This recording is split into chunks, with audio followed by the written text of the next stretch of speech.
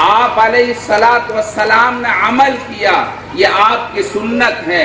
آپ علیہ الصلاۃ والسلام کا جو وصف مبارک ہے، آپ کا رنگ مبارک کیسا تھا، آپ کے بال مبارک کیسے تھے، آپ بال مبارک کے اندر کنگھی کس طرح کیا کرتے تھے، آپ کے بال کی صفت کیا تھی، یہ آپ کی سنت ہے۔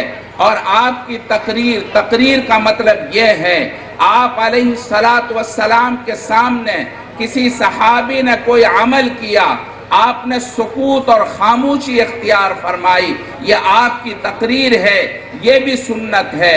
آپ علیہ الصلاۃ والسلام کی سنت سے محبت، آپ علیہ الصلاۃ والسلام سے سنت سے محبت کا مطلب یہ ہے، آپ کے قول پر عمل کیا جائے، آپ کے فعل پر عمل کیا جائے، آپ کے وصف مبارک کو اپنانے کوشش کی جائے۔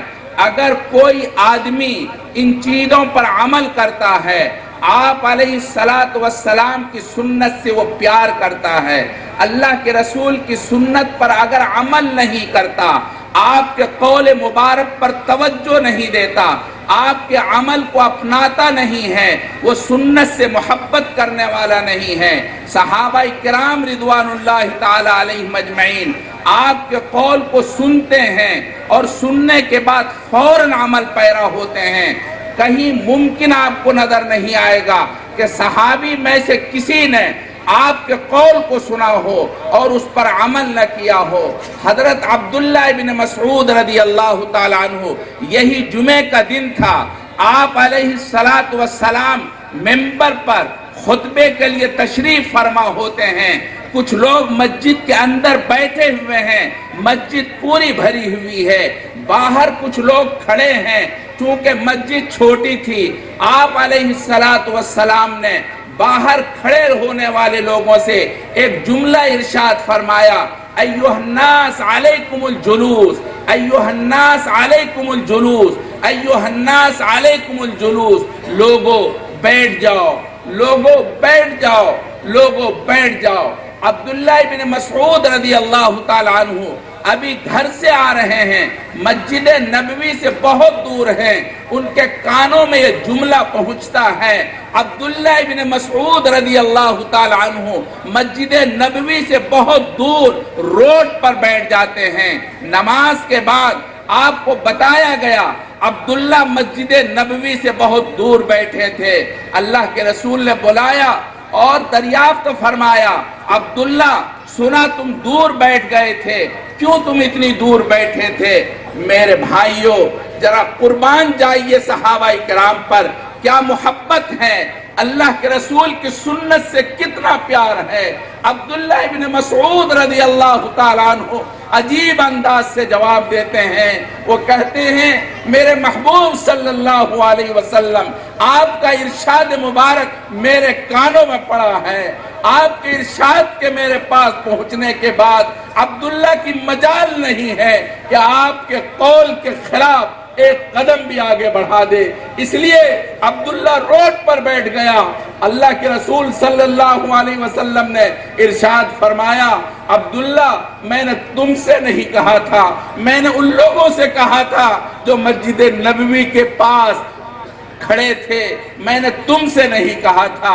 عبداللہ ابن مسعود کہتے ہیں، یا رسول اللہ، آپ کے جملے میں اس قسم کی کوئی وضاحت نہیں تھی، آپ نے مطلق فرمایا تھا علیکم الجلوس، لوگوں بیٹھ جاؤ، اس لیے عبداللہ وہیں پر بیٹھ گیا۔ صحابہ کرام رضوان اللہ تعالی علیہم اجمعین کو اللہ کے رسول کی سنت سے پیار ہے۔ اللہ کے رسول سے سنت سے پیار کا مطلب یہ ہے اللہ کے رسول کے قول پر عمل کیا جائے، اللہ کے رسول سے محبت محبوبہ ہے۔ ایک دن محبت کے جذبات میں آ کر آپ کو معلوم ہونا چاہیے، یہ شاہجہاں تو ہم جیسے سنی مسلمان ہیں، مگر ان کی بیگم ممتاز میرا مذہب اپنا لے۔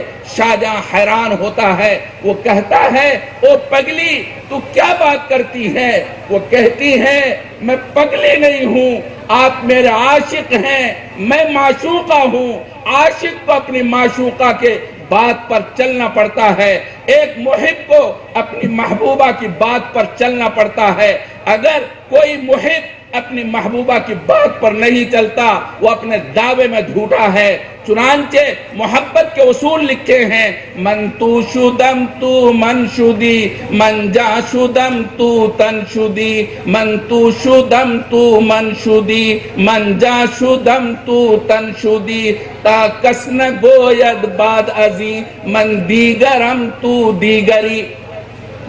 ممتاز محل نے کہا محبت کا اصول یہ ہے دو بدن ایک جان ہو جائے، محب کو محبوبہ کی بات پر چلنا پڑتا ہے۔ میرے بھائیوں، ہم اللہ کے رسول سے محبت کے دعوے دار ہیں، اللہ کے رسول سے عشق کے دعوے دار ہیں۔ عاشق اپنے معشوقہ کی بات کے خلاف نہیں چلا کرتا، اپنے محبوب کے بات کے خلاف نہیں چلا کرتا۔ اللہ کے رسول سے محبت کرنے کا مطلب یہ ہے اللہ کے رسول کی سنت پر عمل کیا جائے۔ اسی کو میرے محبوب صلی اللہ علیہ وسلم نے ارشاد فرمایا، من احب سنتی فقد احبنی ومن احبنی کان معی فی الجنہ۔ ہمارے ہندوستان کے اندر مغلیہ دور میں وہ نعت کہتا تھا، ایران کے شعراء نے اپنے آپ کا سر پیٹ لیا اور ایران کا ایک وقت اس شاعر سے ملنے کے لیے ہندوستان کا سفر کرتا ہے اور عشق میں بےتاب ہو کر اس شاعر سے ملنا چاہتا ہے۔ ہندوستان پہنچنے کے بعد سیدھا اس شاعر کے گھر پہنچتا ہے۔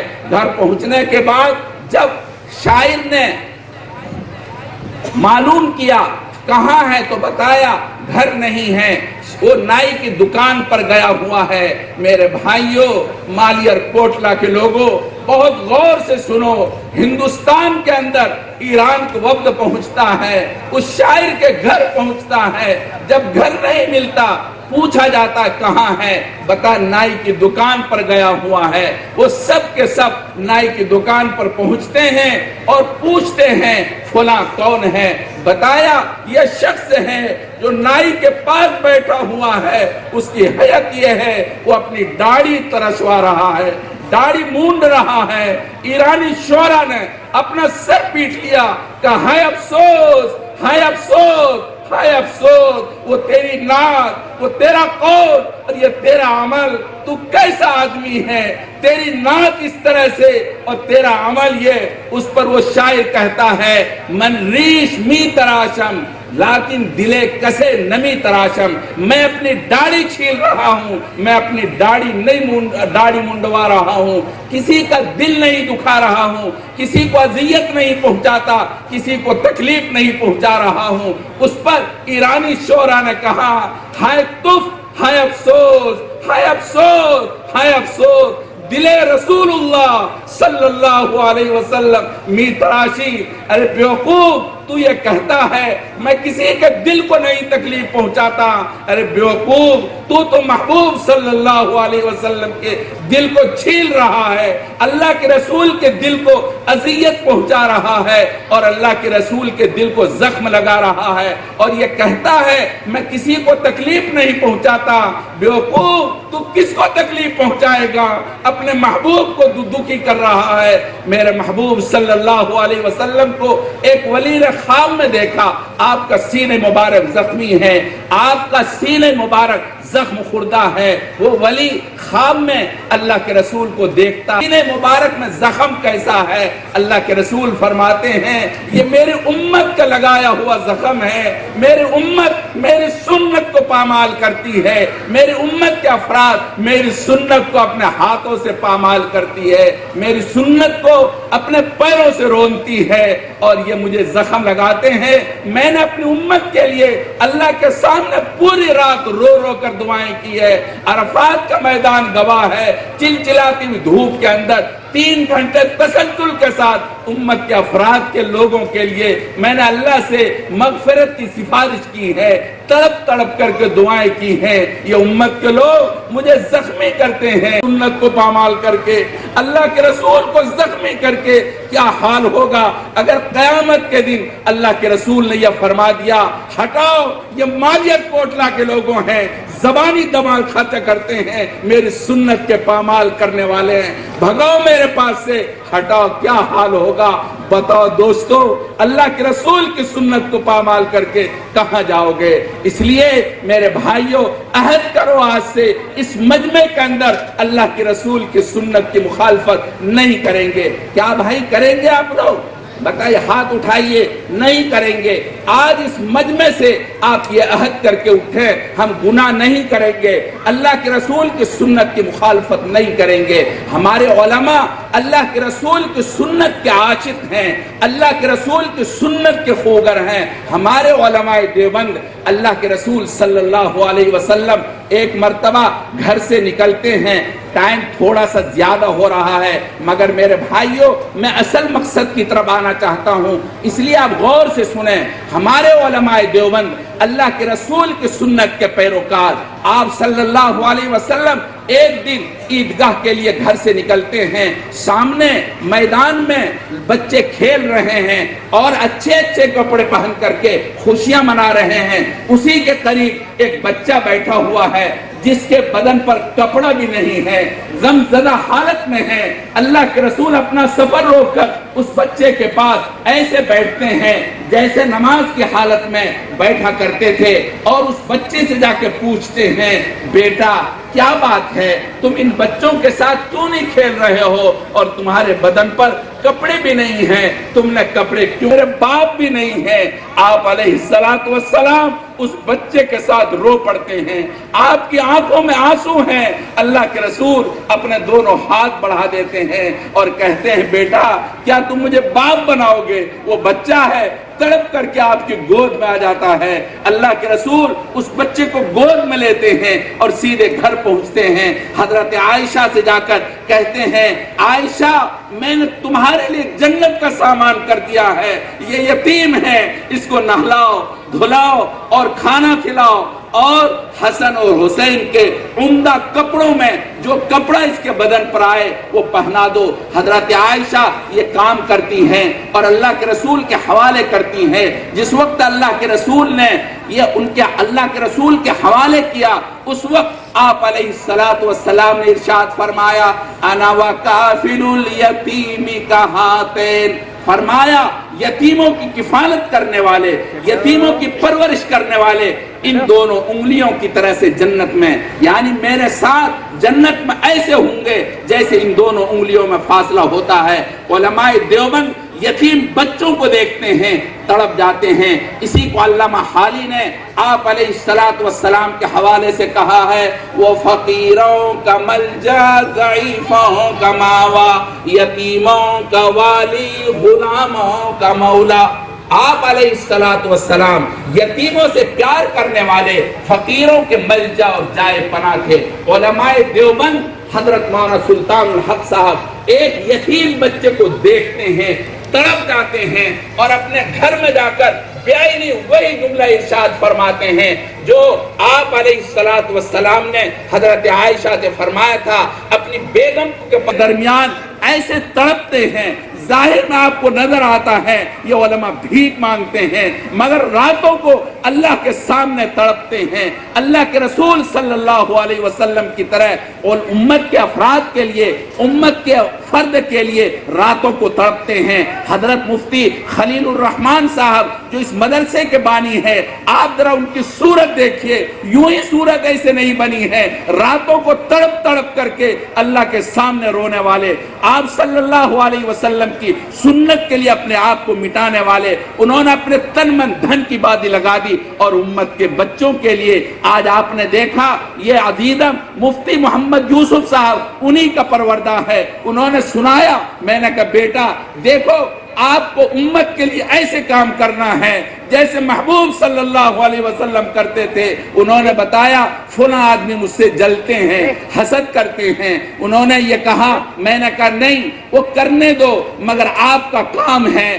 آپ علیہ السلام سب کی خیر خواہی کو سامنے رکھ کر باتیں کرتے تھے، ملتے تھے، اس پر کہا میرے والد اس کے خلاف کرنے نہیں دیتے، اگر میں چاہوں بھی کسی کے خلاف کچھ کروں تو میرے والد ایک قدم آگے بڑھنے نہیں دیتے. یہ اللہ کے رسول صلی اللہ علیہ وسلم کے وارث ہیں, اللہ کے رسول کی سنت کے متبع کار, اللہ کے رسول کے سنت کے عشق کرنے والے. ذرا آپ ان کی صورت دیکھو. ابھی ہمارے یعنی سرجیت سنگھ نے بتایا کہ بہت ہم نے ان کو دیکھا, ان کی زبان میں کچھ سمجھ رہا تھا. کہتے ہیں میں نے ان کی صحبت میں بیٹھ کے دیکھا, کبھی کسی خلاف نہیں بولتے, چغلی نہیں کرتے, غیبت نہیں کرتے, ادھر ادھر کی باتیں نہیں کرتے, وہ تسبیح لیے ہوئے بیٹھے رہتے تھے. الغرض میرے بھائی, میں عرض یہ کرنا چاہتا ہوں, یہ علماء اللہ کے رسول کی سنت کے پیروکار, اللہ کے رسول کی سنت سے عشق کرنے والے. اس لیے میرے بھائی, جو علماء سے پیار کرے گا وہ اللہ کے رسول کی سنت سے پیار کرے گا, اللہ کے رسول سے محبت کرے گا. اس لیے میں آپ لوگوں سے گزارش کروں گا کہ آپ لوگ اس مدرسے سے پیار کریں, یہاں کے ذمہ داروں سے پیار کریں, علماء سے پیار کریں.